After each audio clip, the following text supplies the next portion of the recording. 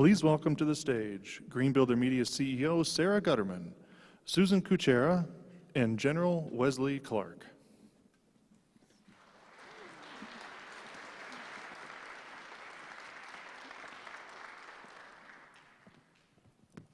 Where would you, I think you should be close over here.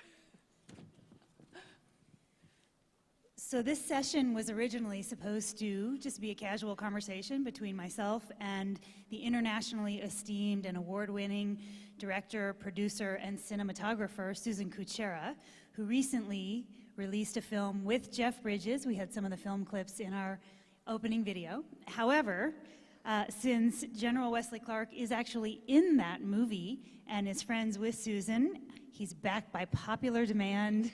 And I gathered a bunch of questions from you all during the break, where there were some excellent questions.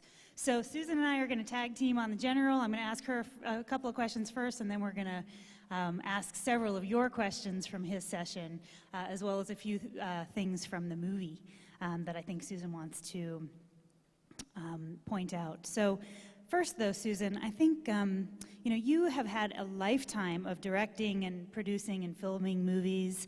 As I mentioned, you just released Living in the Future's Past with Jeff Bridges, co-produced with Jeff Bridges, which is a fascinating film. And for those of you who have not seen it, I highly recommend it. It's a wonderful film that explores how human beings evolved in terms of our behavior and why we are wired to believe that more is more.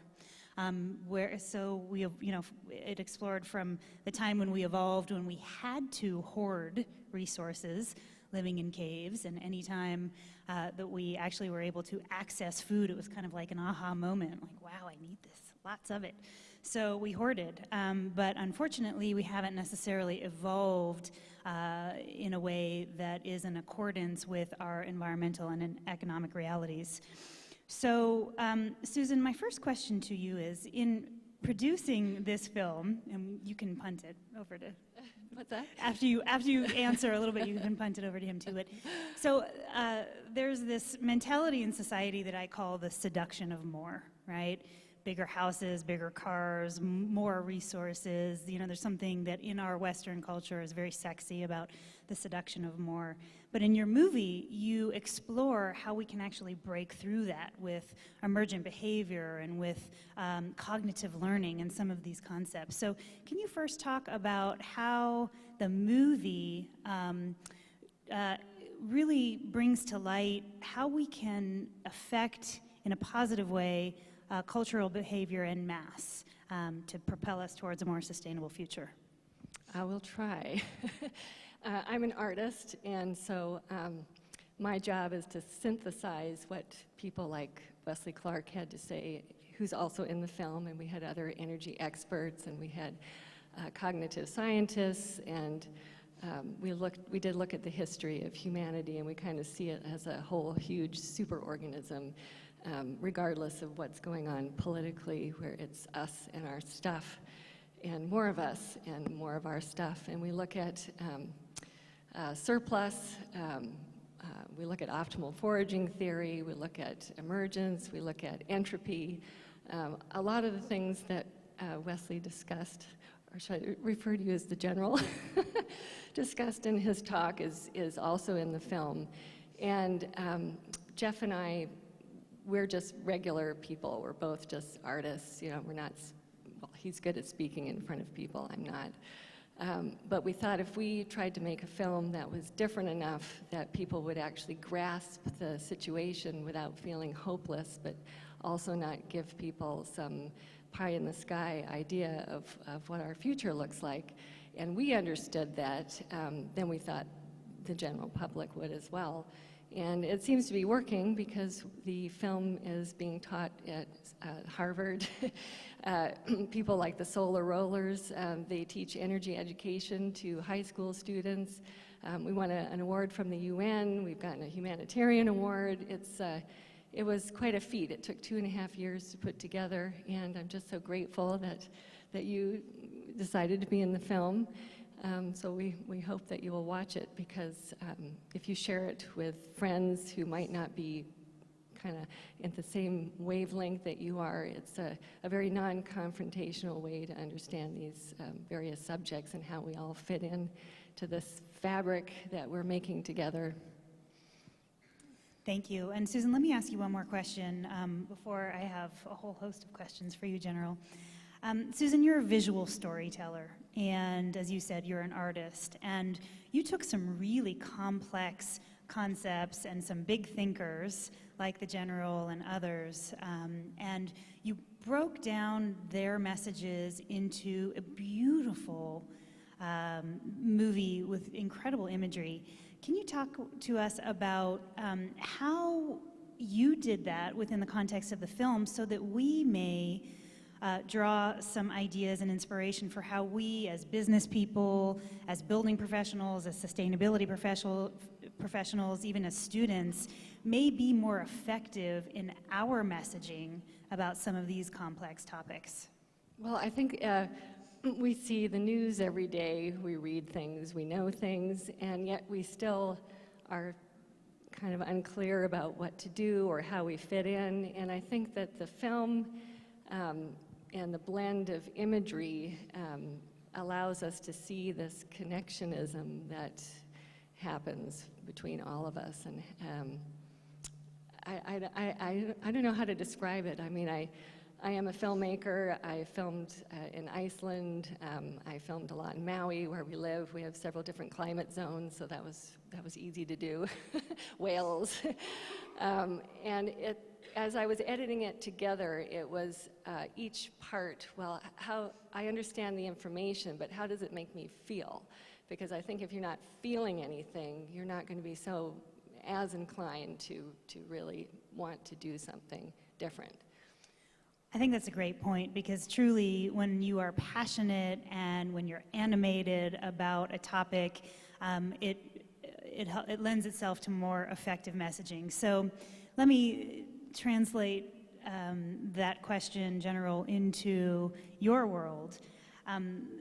I was collecting some questions from some folks in the audience during the break, and there were several that had the same theme, which is, how can we effectively smash the partisan divide so that a wide spectrum of people and people who might not be in agreement with us today can actually climb on board and help us pursue a more sustainable future and economy?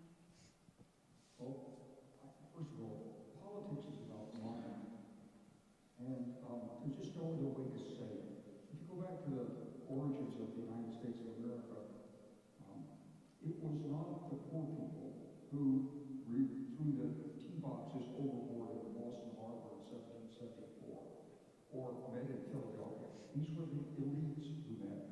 They didn't like being cheated by the British. That's what it came down to. People's economic interests were affected. That's why the original voting required a property ownership requirement. So it wasn't just women couldn't vote, it was if you were a poor person, you weren't a voter, you didn't count in this country. Politics is how power and money and the opportunity to make money are distributed. So it's about politics, and politics is about money. A lot of Democrats say we're going to reform Citizens United, constitutional amendment. It's not going to happen, because people who have a larger stake in the community and their financial interests are going to fight to preserve their privileged access to people in power. So the way you have to do this is you have to do two things. Number one is you have to get the electorate educated and engaged. The only real hope for this country and for democracy is an educated, informed, and empowered electorate. If the electorate is educated and empowered, all that money spent on television ads is meaningless.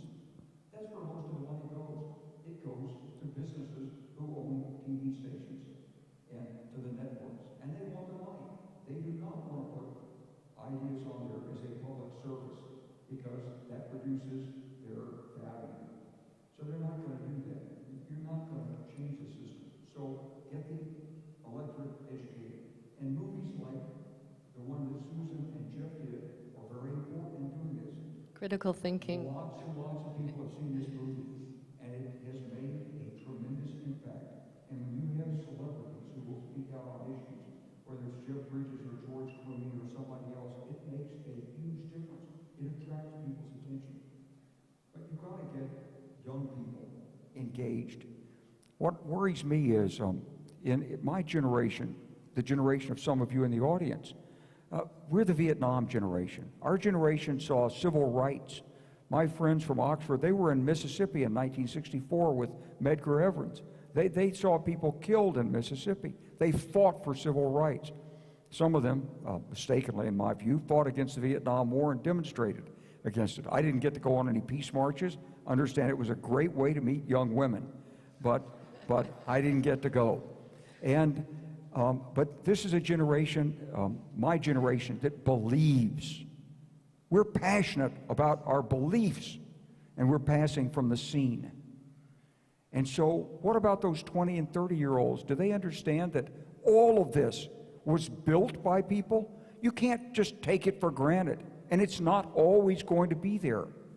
So we've got to reach those young people, and they have to ask the politicians the crucial questions. Now, in the 2016 presidential election, I was working with the ethanol business. Some of you may not like ethanol, but ethanol actually has been under tremendous false attack by the oil industry for years. It's actually greener and cleaner and so forth than the petroleum. But so the question was, who's going to protect the renewable fuel standard that mandates putting ethanol in the gasoline? So we got to the national corn growers in Iowa, and we explained to them, said, look, you all are growing corn. Corn is sold for ethanol. If you want to increase the value of your crops, you have to have a demand for the crops. The cattle can only eat so much, so you need ethanol. Agree? They agree. Said, so you have to be like gun owners. Gun owners are single-issue voters. They don't care about anything but guns. That's why in Colorado, for example, when the legislature passed some restrictive gun legislation, the people that brought it were defeated in the next election. Because it doesn't matter what else you've done. If you say you're in favor of gun control in some limited fashion, they're going to get you. And so we persuaded the corn growers to behave similarly in the Iowa presidential primaries, or the caucus. So what they did is at every place there was a candidate speaking, there was somebody from the corn growers or the ethanol movement that said, do you support the renewable fuel standard? And first you got some waffling. Well, certainly I believe that, but they didn't know what it was, and they weren't solid. So you keep nailing them with it. And you have 2 or 3 people in the audience stand up, and pretty soon we got everybody but Ted Cruz, who was in the pocket of the oil industry. Every single one of them signed a pledge that they would keep the renewable fuel standard and support it. Even Hillary Clinton, who on that side of the Democratic Party, there's a lot of people who don't like ethanol. They view it as farm, and they view farm as corn, and corn is a dead zone in the Gulf of Mexico, and therefore it's bad. And in reality, life's pretty complicated. But if you can reduce it in the election to a single issue that's overriding importance, you can carry the day. I'm sorry to give you that long answer. I think that's why we're here. That's what you have to do. If you want to make a difference, you got to vote, and you got to demand that the people that are running for office acknowledge that the climate is changing, and it is a national emergency, and things do have to be done. And since Trump is going to get away with a national emergency for the border, I don't see any reason why Nancy Pelosi can not declare a national emergency for climate change. So that's, thank you for that. That's a perfect entree to my next question. Several people that I spoke with during the break wanted you to delve deeper into the Green New Deal and how we can galvanize around that, how we can implement it in a realistic way. You said it's very visionary, which is always nice to start out with a broad vision, but how can we bring that down? How can we implement it? How can we set real policy and practices? And I think, as important as anything else, how can we do the thing that you just mentioned, which is galvanizing people, particularly young people, around this concept of the Green New Deal? So, first of all, you've got to have a needs case. So I used to do debate, and the first affirmative always built the need. Did you do debate in high school or college? A couple of times. Yeah. So, I mean, you have a stack of evidence cards, and you read out this and this and this and this, and you have to build the needs. That's what my pitch was. I'm building the need. You have to take action. That need to take action has to drive everything else. You don't have to get specific on what action has to be taken. That's a subject that's complicated. You got to study that. You have to bring the right people together. You can't just say, okay, we're going to abolish air travel in 8 years, get ready for it. I mean, that's silly. You're not going to do it. But what you can do is you build a needs case, and you get young people to talk about the need. They should be afraid. These young people in college, in their lifetime, they're going to see dramatic changes all over the world that will affect national security, trillions of dollars of damages, droughts, revolutions, conflicts over water, over cropland. It's all over Africa today, and it's spreading all over the world. And it's going to cause great trouble in the United States with, let's say, the Colorado River watershed. And we know what the climate models show, and it's drying out. This part of the United States is going to be even drier in 20 or 30 years, despite the polar vortex that we're suffering through today. So you get them mobilized, and then the president or the Congress, you have to set up commissions. You have to bring experts in. You have to have bipartisan approach to it, and you have to respect people's economic interests. You're not going to abolish all the power plants tomorrow and put in a bunch of wind energy somewhere. It's not going to happen. But you can bring a consensus, and then you put in the economic incentives to drive the results in your direction. A carbon tax, of incentive for wind and solar that's continued. Development. You've got to invest in technologies that may never make it. So when a guy has a new technology, and I talked about broadcast power, you need to give him money. These guys are struggling down there in Texas with this. They got an overinflated sense of their own value, and it makes it hard for them to get money. This is like a Manhattan Project. If you could broadcast power without power lines, you could completely transform transportation and utilities around the world. But to do that, you're going to make some mistakes along the way. And so when a guy makes a mistake and runs into a dead end technologically, you can't call him up into Congress and belittle him. And that's what too much of the current efforts are. So the Green New Deal, in my view, it's a wonderful concept, but all the specifics are way premature. We just can't get into that. It scares people. Talk about the need. We have to face this issue. It's on us now. And then let's see what people come up with for solutions. I was just going to add, I have a 24-year-old daughter, and she was somewhat instrumental in the film. She turned us on to some interesting philosophy, the object-oriented ontology. And here she is, she's 24. And she is very aware of all these problems. And what kids are tired of is being tired that humans are bad, so you feel guilty, or your life is just hopeless. You know, what is the point? So you want to avoid those things. And so what we always look at is desire. Like humans like to have, we like our brains to turn on. I mean, look, here's Las Vegas. People are coming here because you get all sorts of dopamine just with the hope and expectation that you might win something. And so we're talking about redirecting desire and making things like what Wesley is, or sorry, General Clark is talking about, exciting, brain candy and getting kids more excited, like all these products that we saw at the awards last night. I know Gwen, my husband, and I were really excited. We thought, wow, that is very cool, all this innovation. And so I think that's another thing, not making people feel guilty, and trying to get people to redirect their desires into different activities, maybe. So Susan, as an award-winning filmmaker, how do you do that?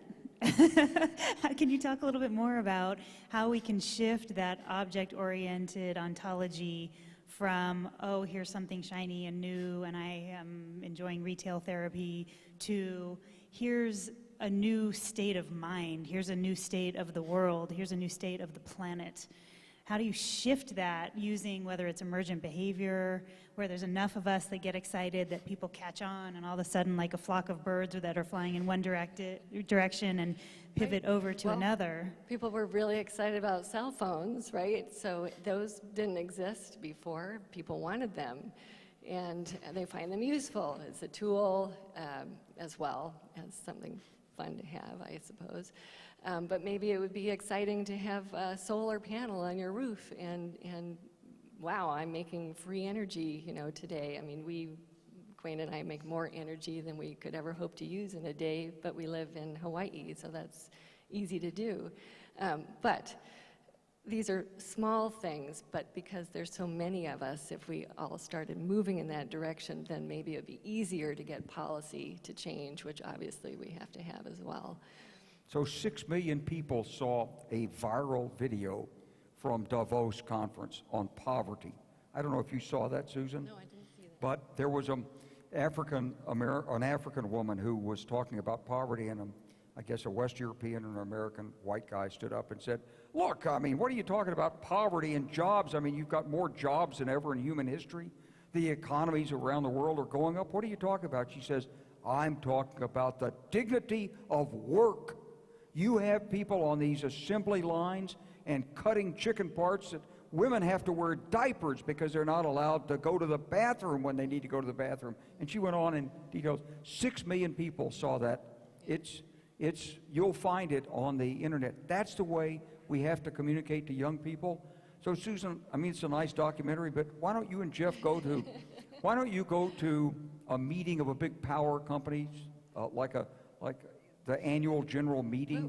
We would like to go to a power company. We did go to Costco. We Okay, met but with them. go to an AGM, okay? And when the CEO says, and we're very proud to announce that we're going to produce another 500 megawatts of renewable energy next year, stand up and say, Mr. CEO, why are you limiting yourself to 500 megawatts? Why aren't you producing 2,000 megawatts next year? Why can't you develop it faster? I think we should definitely do that. And then have him sputter a few times and catch that and let it go viral. I like that idea. I love that idea. I mean, you're going to have some ways to reach young people and energize them. And as you said, they're on their phones. And they only have a 20-second attention span. Yeah. So clearly it's going to take the entire spectrum from every one of us and every single person that we know participating, as well as the other spectrum of actual policy. So, General, one final question, just because we have a couple of minutes left. How do you think we can if we can, how can we get the current leadership to amplify their role with respect to climate action, or do we just need to wait until the next cycle? Well, I think the more public demonstrations you have, the more outcome, the more organizations, like someone came up to me from the Climate Action Council here at this meeting, the more organizations like that speak up and find ways to get in the headlines, then the greater the receptivity of the leadership is to it. But ultimately, it's about convincing the leadership that A, there's a need to change, B, that it's not a cost, it's an opportunity, and C, that it's in their interest as elected officials to support that. Now, you're not going to get that from the United States Senate with the current composition, and not from the White House yet.